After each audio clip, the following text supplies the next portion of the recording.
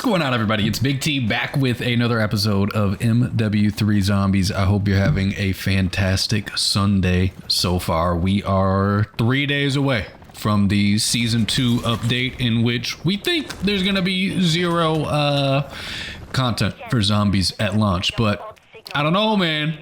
I don't know. I'm thinking something hidden is going to be there. I'm keeping my hopes up. I'm keeping my hopes up that there's gonna be a little something, little Easter egg, a little something that they're adding in there. God, I hope so. But we'll find out in 3 days.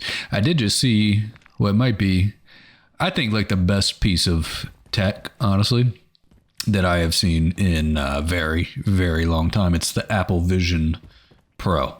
Have you guys seen this?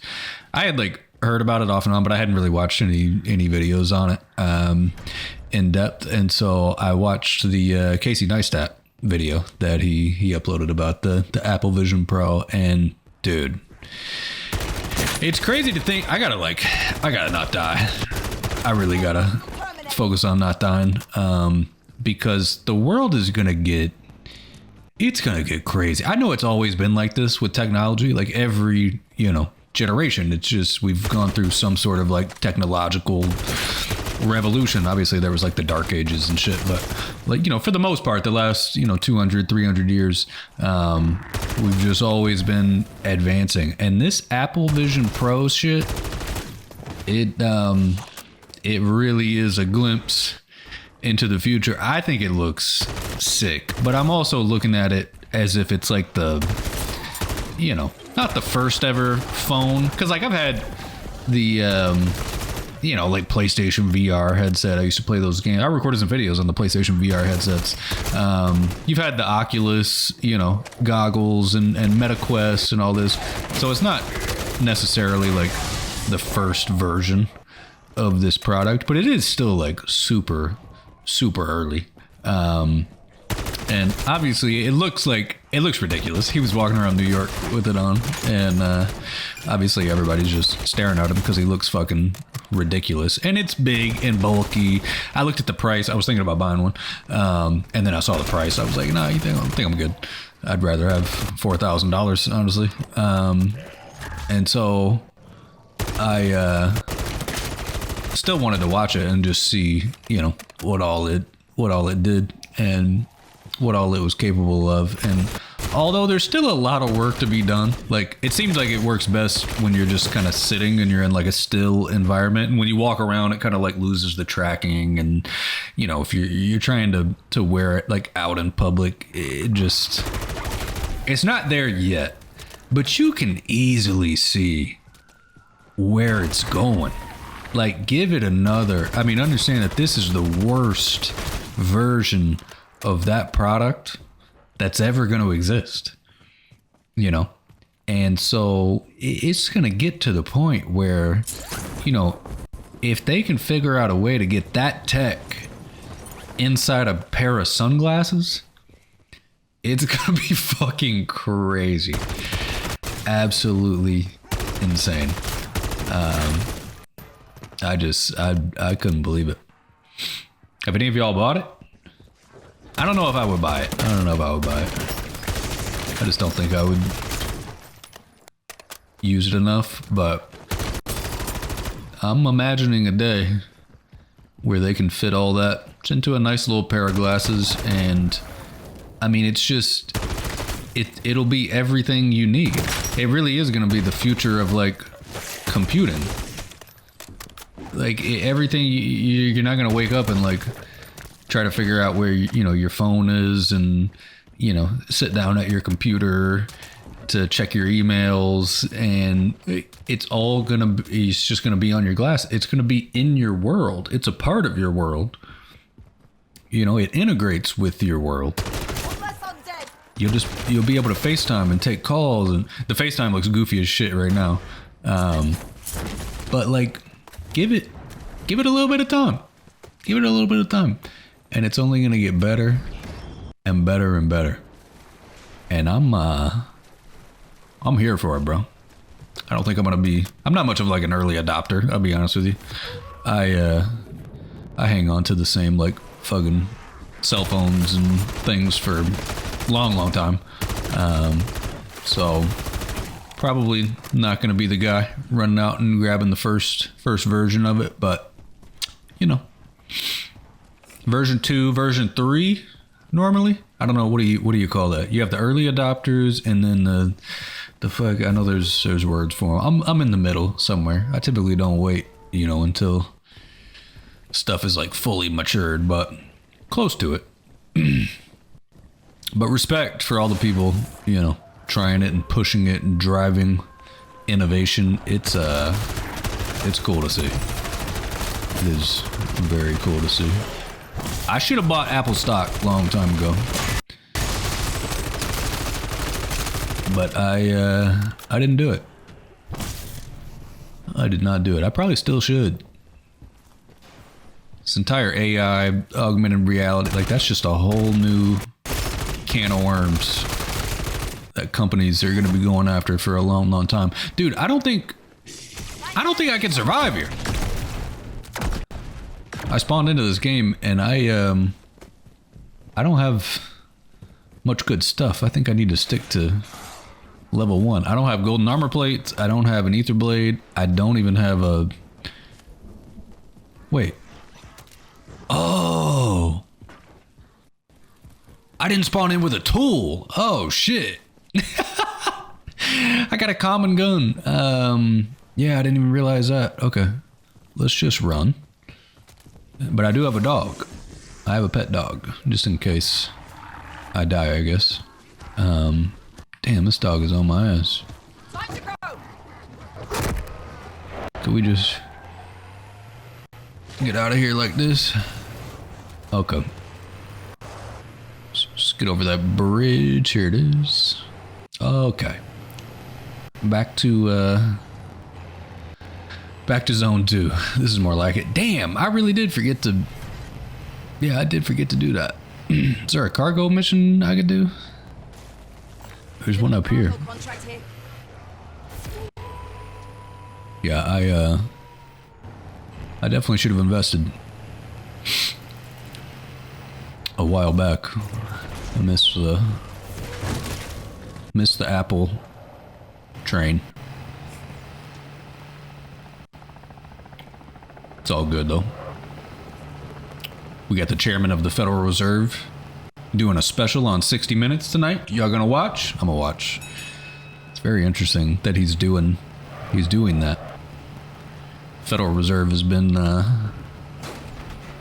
kind of in the spotlight over the last 2 years with what they're doing with interest rates, and I find it strange that he's going on TV to talk about, and they're doing like a 60 Minutes special. Somebody took my shit.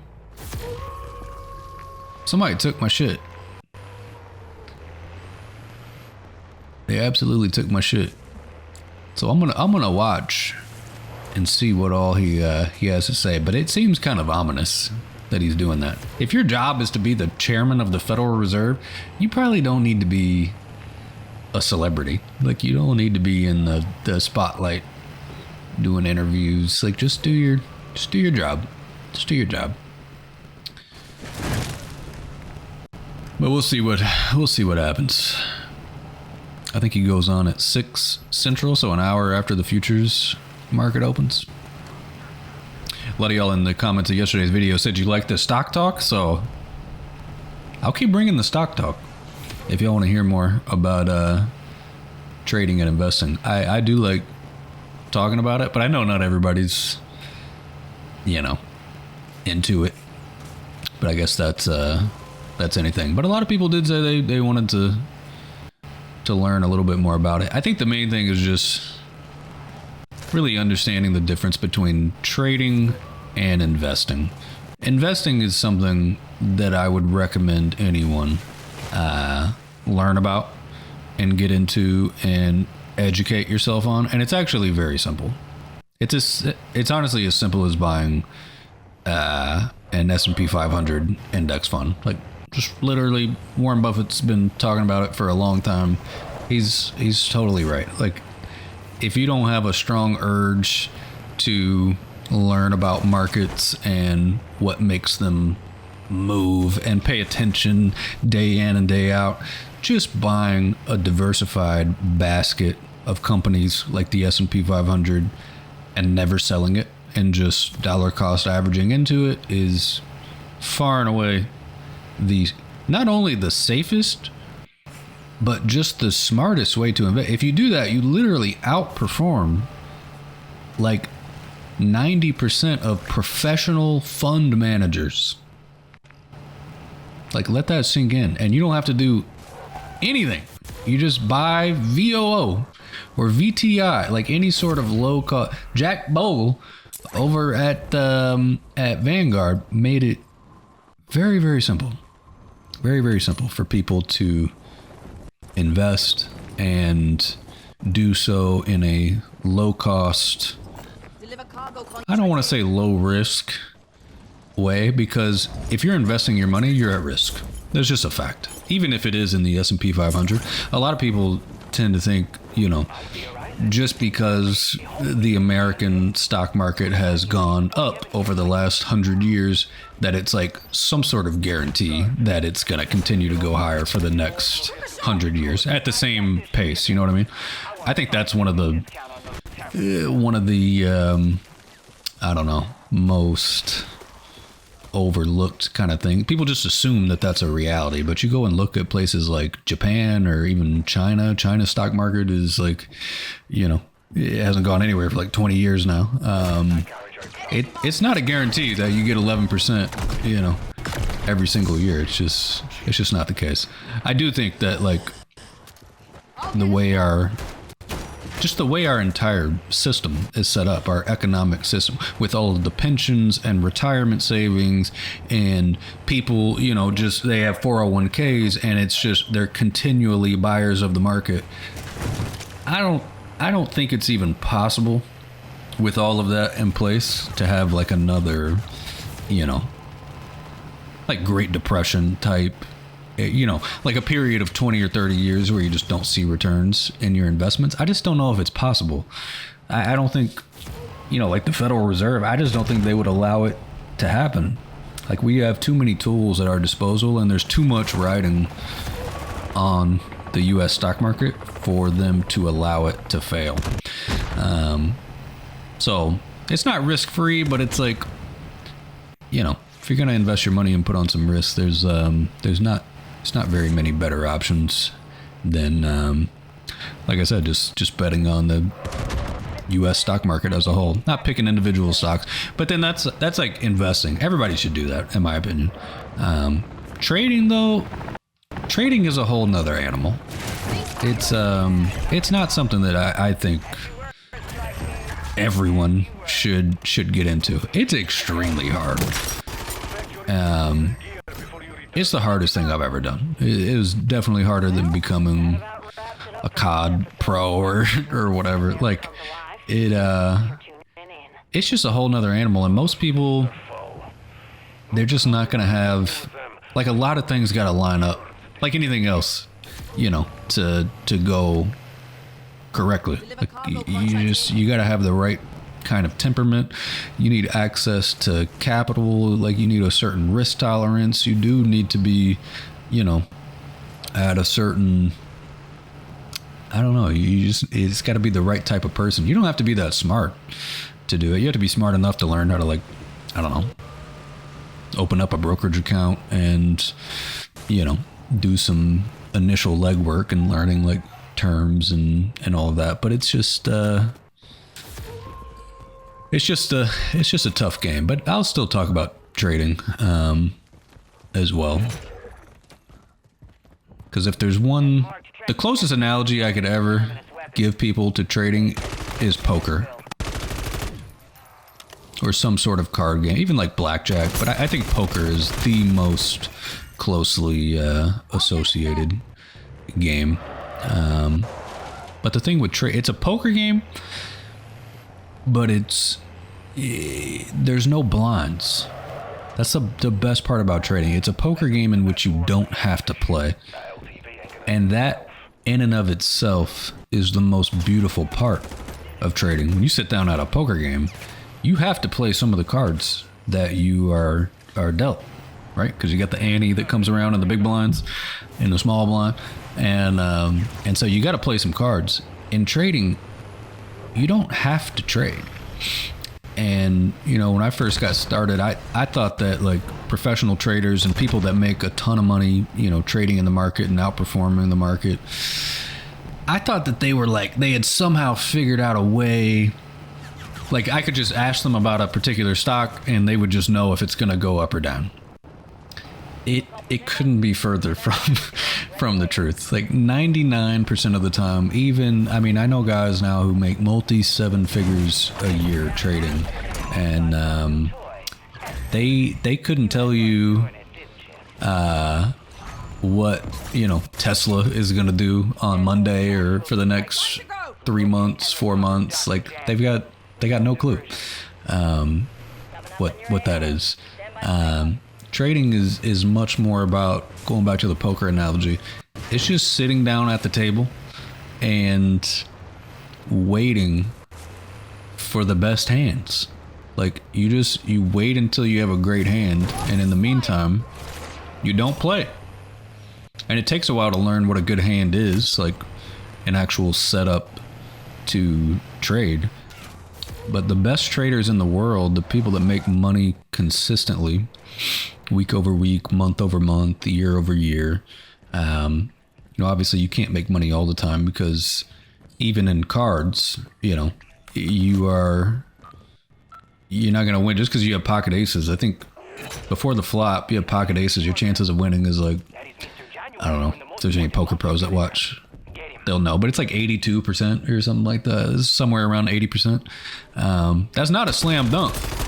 You know what I mean? So even when you do get the cards that you want, it's still about bankroll management and betting small amounts of your total bankroll on any single idea, because regardless of how easy or how much of a slam dunk your next trade is, or you think it is, it could easily go wrong. You know, anything can happen. I tell people in our Discord all the time, like, imagine you've got a particular setup, you know, that you love to trade, and you put the trade on and it's starting to work, and then some guy in fucking Maryland, Billy in Maryland, is also in the same trade, and he decides that he needs to get the fuck out.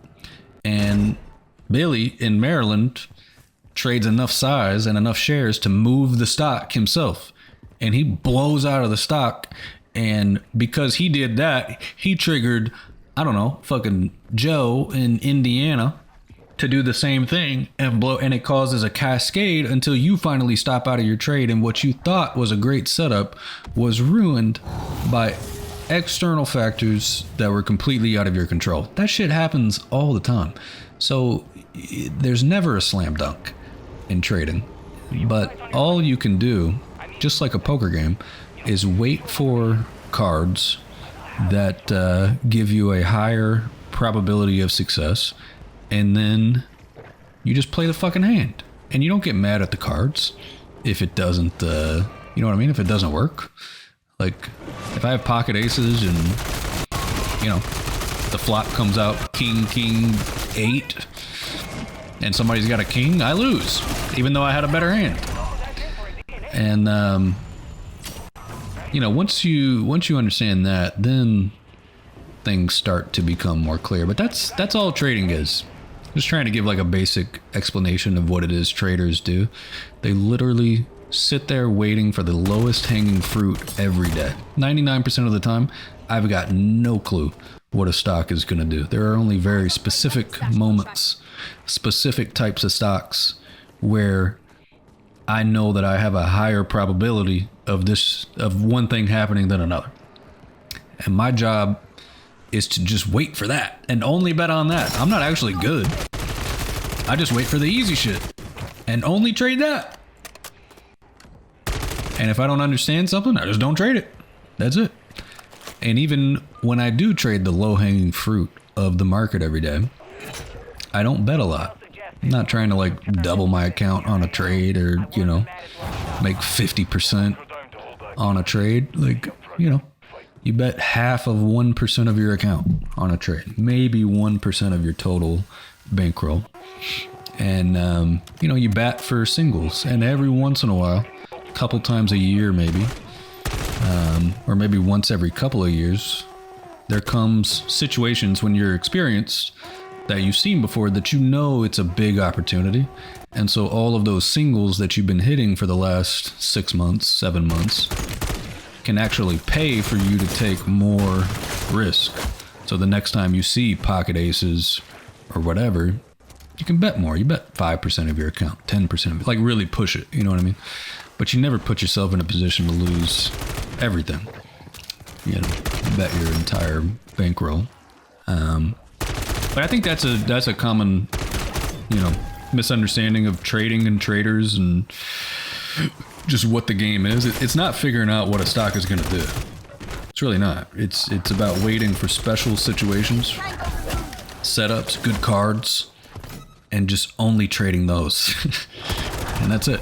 And try not to do anything stupid in the meantime. That's where most people mess up, is they do something stupid in the meantime. And, or they'll wait for a good setup and the good setup doesn't work, you know, for whatever reason.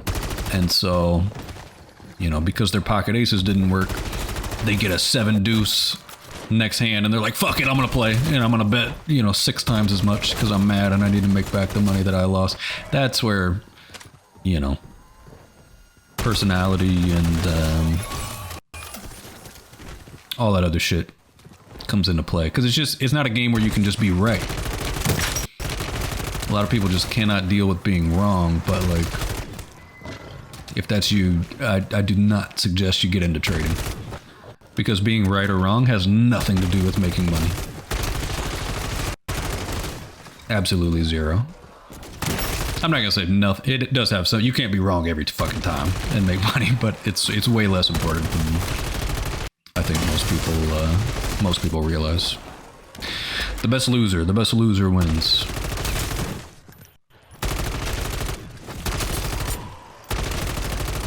And so that's why I don't suggest everybody get into trading.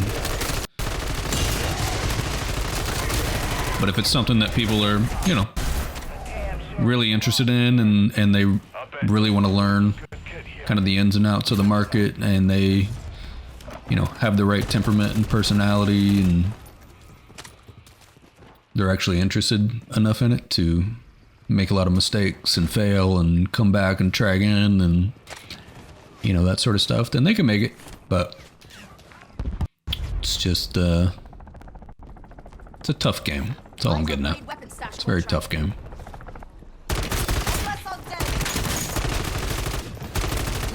There was one guy who I think he was Chinese. I don't even remember his name, but apparently he was a really well-known fund manager in China, and I think he had been betting on like Chinese tech stocks to rebound over the last like year or so, and they'd just been beaten to shit.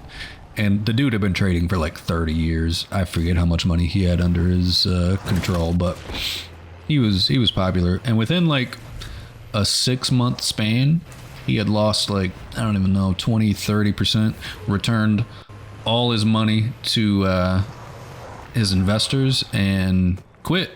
Said he had fully lost all of his confidence as a trader and couldn't do it any longer. This is a guy who had been doing it for like 30 years, had billions of dollars under his management, and the game still beat his ass up. And that's the reality, is like these fucking these fucking people on social media, man. They making it seem, you know, so easy. Just 20-year-olds, 22-year-olds talking about fucking. It's ridiculous. It's the whole thing is just theatrics. It's very hard, and it regardless of how much experience you have and how long you've been doing it, it could tear you up in a matter of weeks, Shit, one day, honestly. If you lose your temperament and you lose your control in one day, you can fuck everything up. You can fuck a whole year's worth up, multiple years. It happens. It happens all the time. Not to me, of course, because I know better. But, no, I'm kidding. It could definitely happen to me, but being aware of it and, you know, just being aware of yourself, putting in, there's certain things you can put in place that save you from yourself, but a lot of people are too proud to do those things. But it's another reason why so many people lose. I forget what the stats are, but it's like, it's over 90% of people who try to actively trade in the markets end up blowing up, losing everything. And it's just, there's just so many things that can go wrong. Like it's the best puzzle in the world. This is why it's so fun, is because it's so hard. And once you do figure it out, you feel, I mean, it's a euphoric feeling.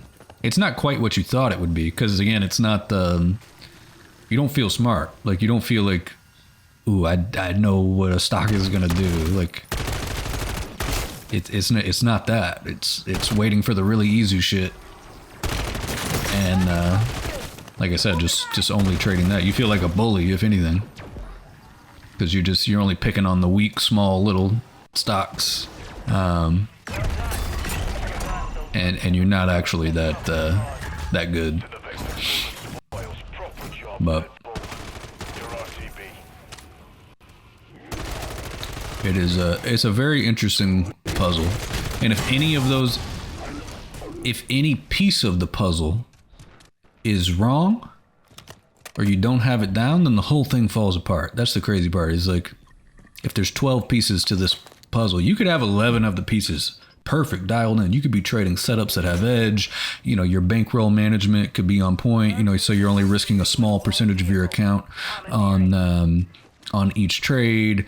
Like, you know, you could be doing all this stuff, but if you don't have, you know, say like a max loss on your account, and you have, you know, some sort of black swan type of moment where something insane happens, that could just blow you up, you know, and you'll be done. Or you could have everything in place, but if you decide to rage one day and give back a month's worth of profits because you were pissed, you know, all that other stuff doesn't matter. And so you gotta have every piece to the puzzle dialed in every day, over and over and over and over and over again. And that becomes very, very difficult to do.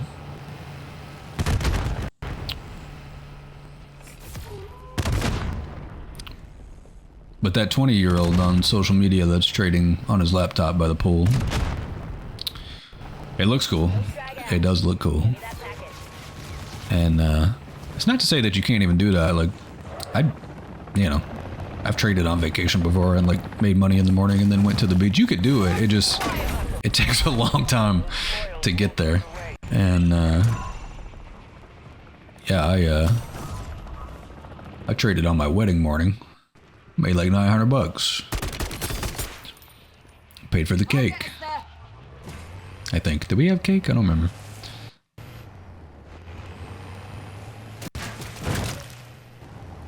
So anyway, I'll hit y'all with some more stock talk as time goes on. I'll keep you updated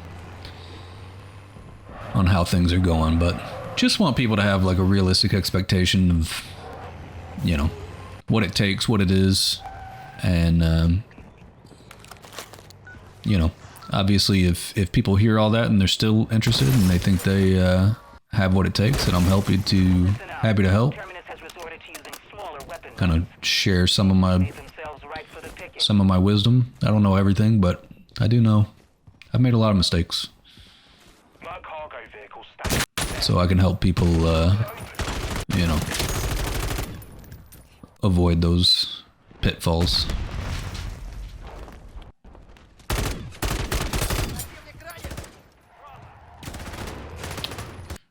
But that's all to say. I'm gonna be watching that 60 Minutes tonight. And we'll see. We'll see what he says.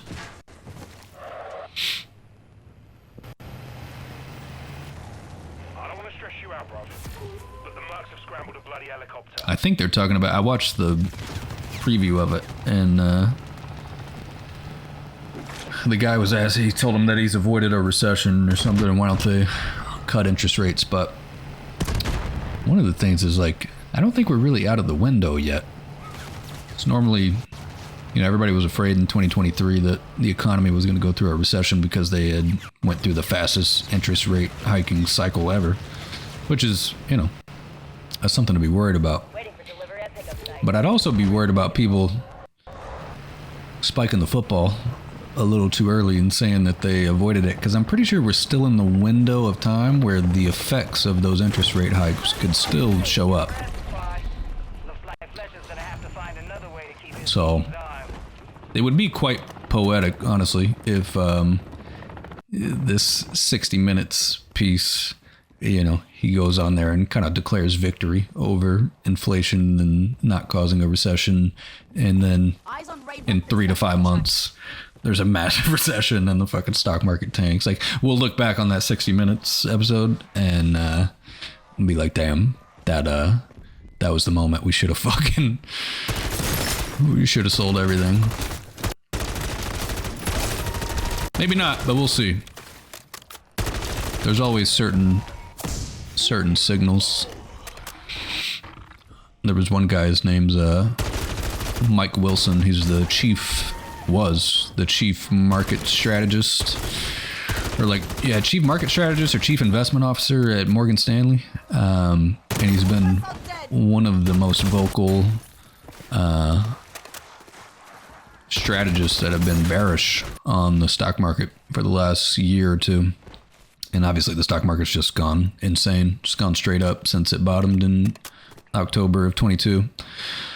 And just the other day, he stepped down at his role, because you can only, when that's your job title, you can only be wrong for so long before they got to make a change.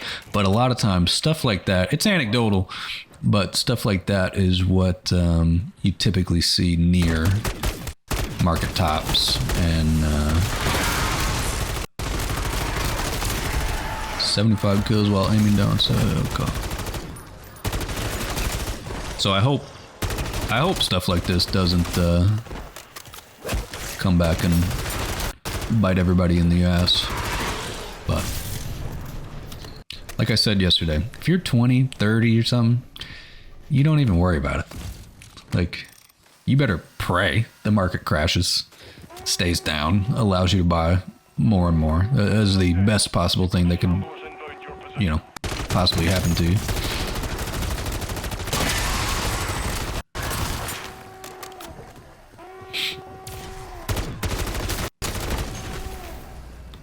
But we will see. Have I gotten my 250 hipfire kills yet? That was the main thing I was trying to do. What does this guy need help at? He says, please help. I'm in the graveyard. Where's the graveyard? I3. Oh, somebody's doing the red worm. I want to do the red worm. How much money do I got? 26K? I'll do the fucking red worm. 26. I got a blue gun. No, I could do a wall buy, and then, yeah, I could afford Pack Punch 3. I need more self revives though. I need a durable gas mask. I would need all kinds of shit. I'm unlocking plenty of stuff. This will give us 29K. Wait, so a wall buy would be 25, and then how much to pack a punch? Another 25. Oh fuck! I left that crystal.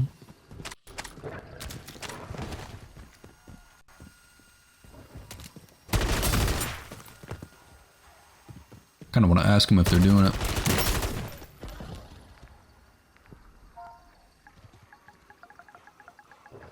Get them, dog.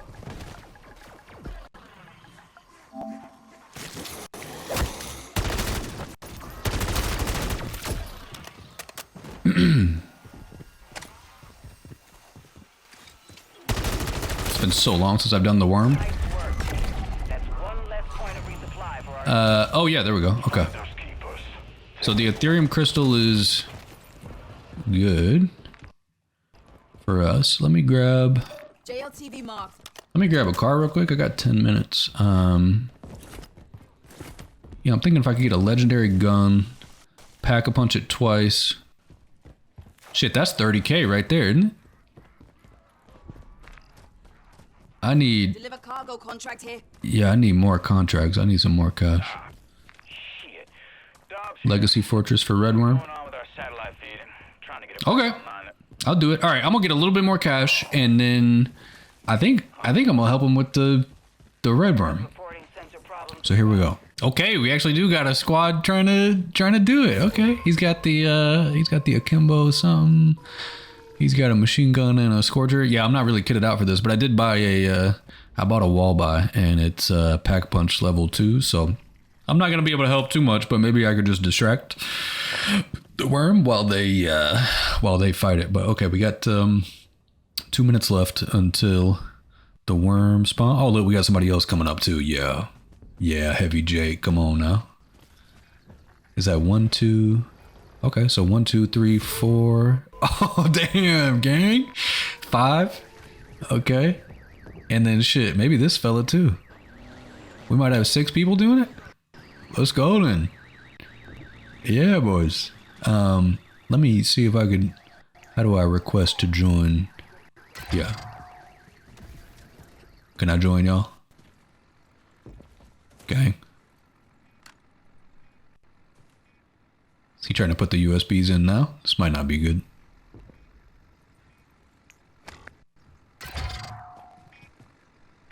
Better help. Okay. We got a few minutes before the storm comes. Okay, I'm in the squad now. Let's go. All right, here we go. I wasn't expecting this, but I'm excited. It's been a while since I fought the worm. Dude, the ether storm looks sick from the air. Storm, he's shuddering. Oh yeah, I can't believe it. we are in it. Bring it. Looks like we got 2 guys who have the golden armor plate, so they're gonna have to carry us a little bit. I'm gonna do exactly 0 damage to this worm. But we do got a lot of dogs. Where's my dog? I can see dynamic subsurface Where's Rowdy? directly beneath your position. There's Waffles. Where's Rowdy? I done lost my damn dog again. Oh shit, maybe, oh, okay. Oh, fuck it.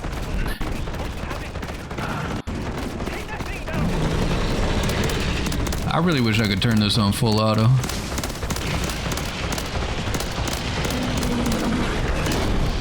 Dude, this gun's gotta be good in multiplayer. Look at the recoil. This reminds me of like the MW3 FAMAS. Like it's just a laser beam.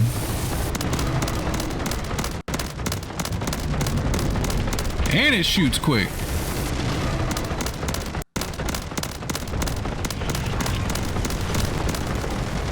Yeah, we kind of just smoked him there, boys. 5 seconds left. Oh.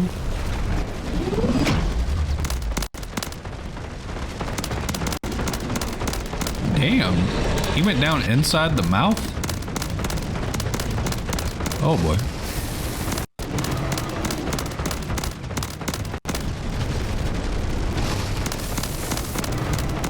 Let's go, boys. Easy reads.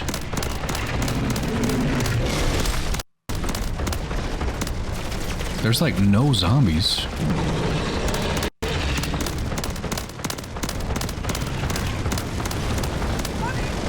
Is there any zombies, or are they just focus on everybody else? Oh shit, I've been eaten. Oh no.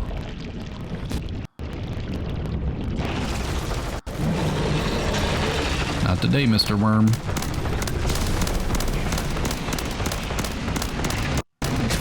Oh shit.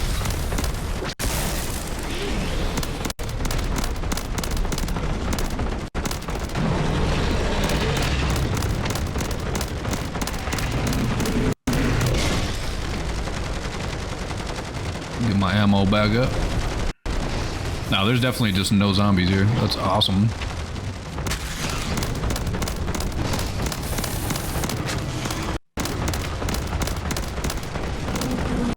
Oh shit. Yep, he's coming after me.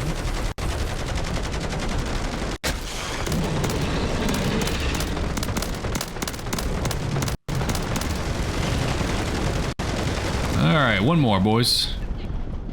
Nice work. Nice work all around. Oh.